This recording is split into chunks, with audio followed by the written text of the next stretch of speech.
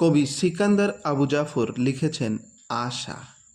আমি সেই জগতে হারিয়ে যেতে চাই, যেথায় গভীর নিশুত রাতে জীর্ণ বেড়ার ঘরে নির্ভাবনায় মানুষেরা ঘুমিয়ে থাকে ভাই। যেথায় লোকে সোনার উপায় পাহাড় জমায় না, বৃত্ত সুখের দুর্ভাবনায় আয়ু কমায় না।